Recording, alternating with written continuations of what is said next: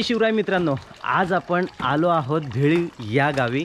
भेळीव हे गाव मृगगडाचं base village आहे। माझ्या पाठीमागे आपण बोर्ड बघू शकता, तर मृगगडाचा बोर्ड आहे आणि आपण सध्या पोहोचलो आहोत पार्किंग लॉटमध्ये। इथूनच गडाचा ट्रेक सुरू होतो। अगदी छोटासा किल्ला आहे, 1-1.25 तासाची चढाई आहे आणि लगेच आपण किल्ल्याच्या टॉपला पोहोचतोय। तर चला सुरू करूयात आजचा ट्रेक।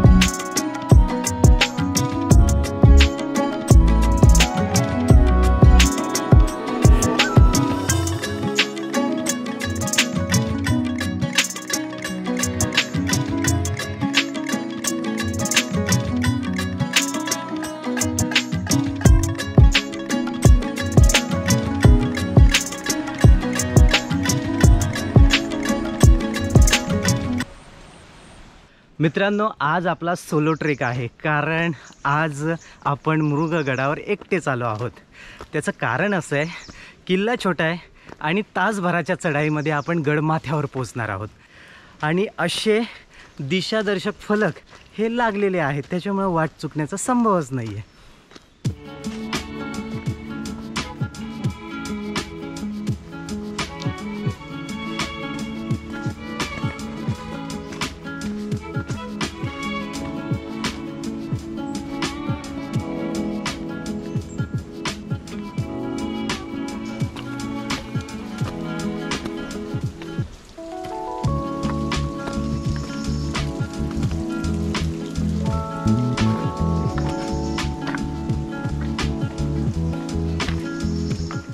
मृगगडाच्या पोटामध्ये अशी असंख्य कोरीव काम केलेल्या गुहा बघायला मिळतात। यांचा वापर कैद्यांना बंदिस्त करण्यासाठी, धान्य कोठार म्हणून किंवा इतर दारू गोळा वगैरे साठवण्यासाठी या अशा खोल्यांचा वापर केला जायचा।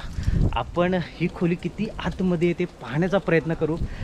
जास्त जर अंधार असेल तर आतमध्ये नको जायला, पण माझ्या माहितीप्रमाणे ही खोलीसुद्धा 15 फुटापेक्षा खूप लांबपर्यंत असेल।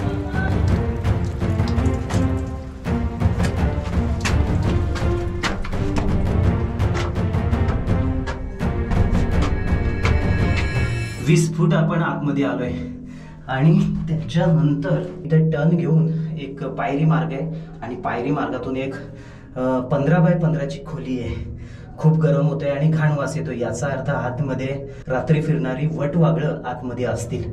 खूप गरम होते, घामाने चेहरा अगदी बरबटलाय। बाहेर निघूया।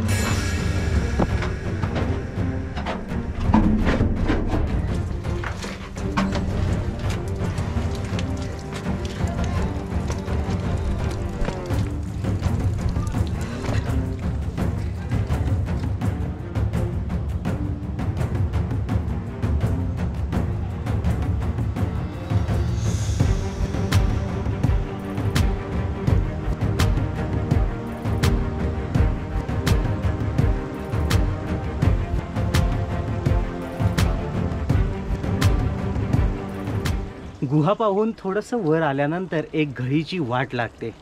या किल्ल्यावरील सगळ्यात अवघड टप्पा ही घळीची वाटच आहे। एकदम चिंचोळी अशी अरुंद वाट आहे आणि पावसाळ्यात खूप चिकट झाल्यामुळं इथून घसरण्याचा धोका जास्त आहे। आता आपण घळीच्या वाटेने वर जाऊयात।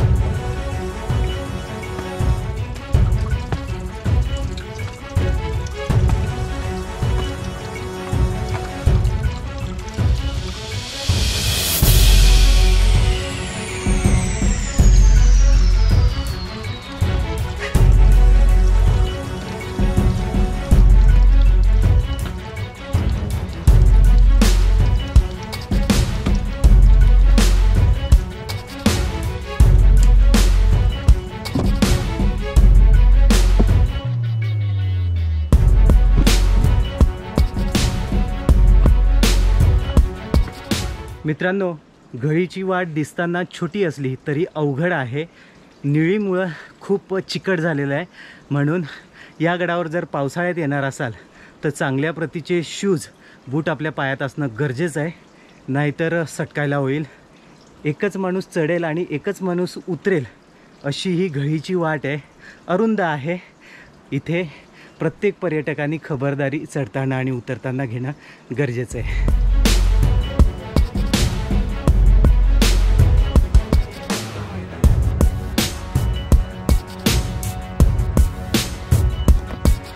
गडाचा पायरी मार्ग इथून सुरू होतो आहे आणि हा पॅच सगळ्यात धोकेदायक समजला जातो.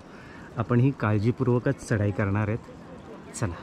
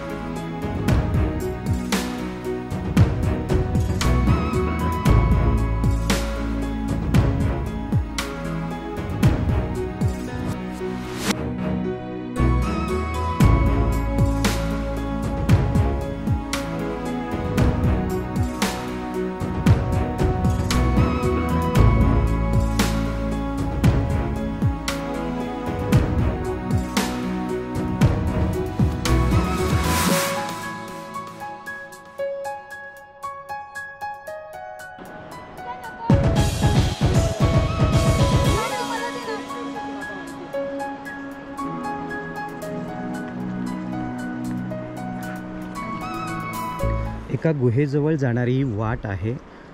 चिंचोळी वाट आहे, अरुंद वाट आहे आणि पावसाळ्यामुळं खूप नीळ आलेली आहे. तर ही शिवप्रेमी मंडळी आहे ही ह्या कडेकडेने त्या गुहेपर्यंत जाणार आहेत. आपण स्किप करणार आहोत कारण आपल्याला गड एक्सप्लोर जास्तीत जास्त करायचं आहे आणि हे खूप रिस्क आहे. याच्यामध्ये दोर टाकल्याशिवाय आपण त्या गुहेत जाऊ नये असं मी तरी पर्यटकांना आवाहन करेन.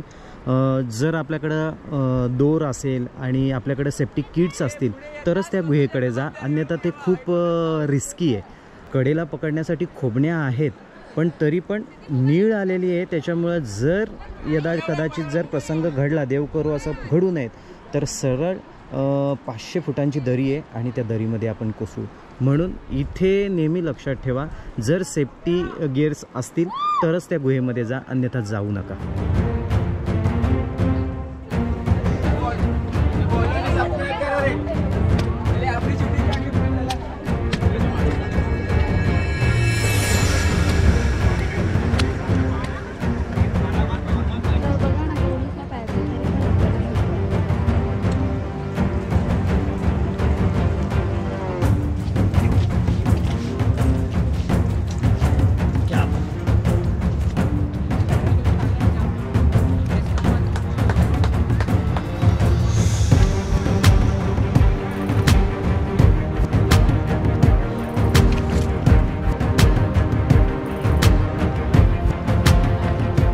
मित्रांनो, आपण पोहोचलो आहोत गडावर. रविवार असल्याकारणाने खूप मोठा मॉब हा मृगगडाकडे आलेला आहे आणि त्यातच एक दुर्दैवी घटना घडली की मधल्या पॅचवरून एक मुलगा सटकला आणि त्याच्यामुळं वरती चढलेली सगळी मुलं ही उतरताना खूप घाबरायला लागली. त्यांना उतरवता उतरवता जवळपास 1.5 ते 2 तास आम्हाला लागले आणि त्याच्यानंतर आत्ता आपण गडावर पोहोचलेलो आहेत. दुर्घटना घडली म्हणून ते चित्रीकरण करण्याचं मी जाणीवपूर्वक टाळलं. आत्ता आपण गड एक्सप्लोर करूयात, गडावर भटकंती करूयात आणि गडावर जे काही दुर्ग अवशेष आहेत ते पाहण्याचा प्रयत्न करूयात.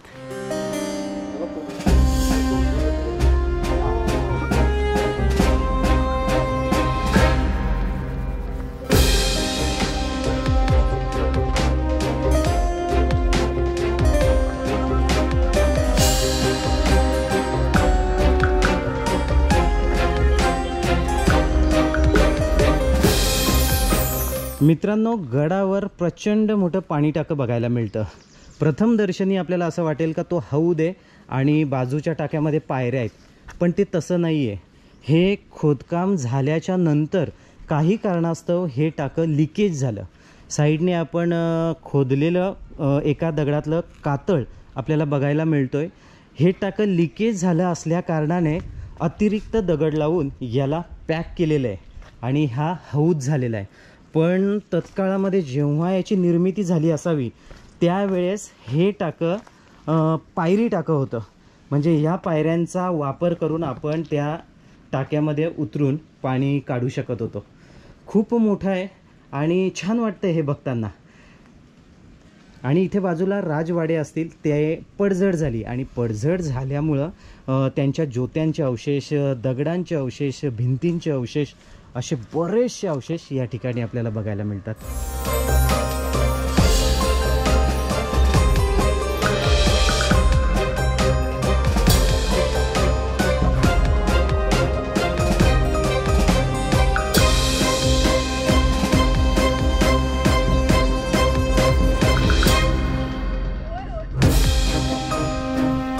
आपण पश्चिम बुरुजावर आलो आहोत आणि पश्चिम बुरुजावर हवेचा रोख इतका असतो की त्याच्यामुळं इथे बांधकाम करणं शक्य नव्हतं, म्हणून लाकडी वाडा या ठिकाणी असावा. मित्रांनो, ज्या गोष्टीची भीती होती तेच घडलं. आपण ड्रोन फ्लाय करण्यासाठी बुरुजावर आलो आणि शत्रूंनी जसं आक्रमण करावं तसा पाऊस धावून आलाय. त्याच्या जाण्याची वाट बघूयात, वातावरण शांत होऊयात आणि त्याच्यानंतर आपण ड्रोनच्या नजरेतून दुर्गदर्शन करूयात.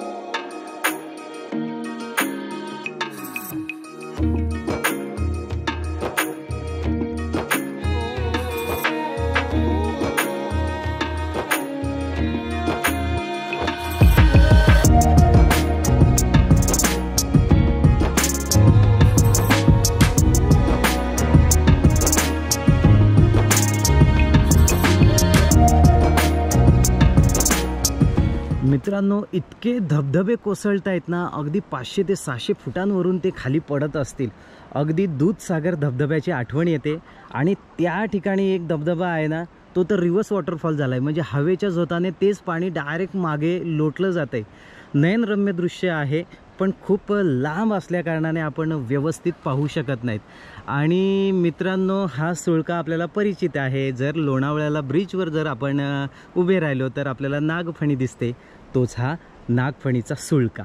नागफणी म्हणजेच त्या बाजूला लोणावळा परिसर आहे, ह्या बाजूला आंबे व्हॅली आली, मावळ प्रांत आला. मावळ प्रांतातला कोरीगड, तुंग, तिकोना हे गड या सह्याद्रीच्या त्या बाजूला आहेत.